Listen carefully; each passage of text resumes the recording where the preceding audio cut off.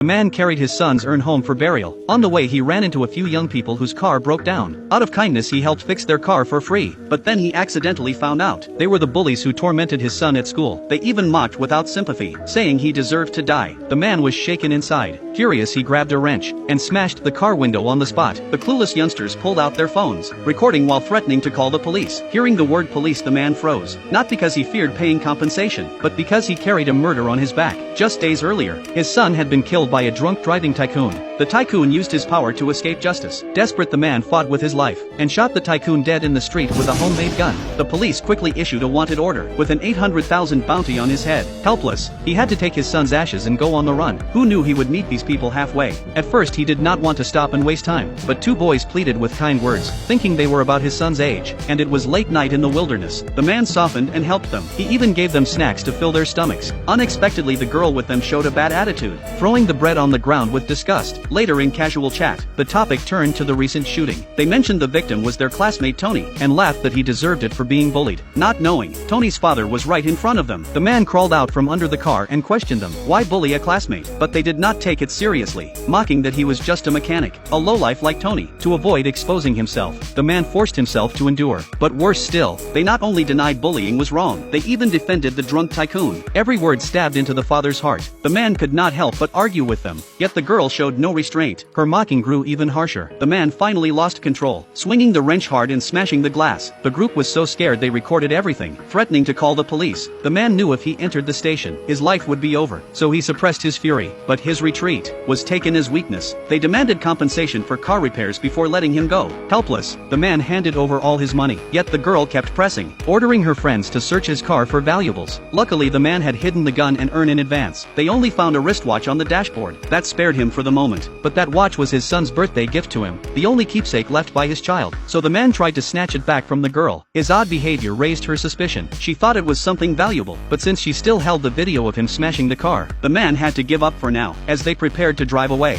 the man blocked their car, demanding his son's watch back, but they knocked him down to the ground. To prevent his revenge later, they decided to burn his car, but inside the car was his son's ashes. The man used all his strength, dragging out the urn and his homemade gun. Burning with rage, he called his brother to pick him up, saying this revenge must be taken tonight. Meanwhile, the youngsters were driving down the road. Suddenly the headlights failed. In the pitch dark they could not see the way. They hit a rock by accident. The car skidded and rolled down the mountain, crushing them beneath with no way to move. In the wilderness there was no one to save them. Even more desperate, the man and his brothers had already caught up. When they showed up carrying weapons, the group was scared out of their wits.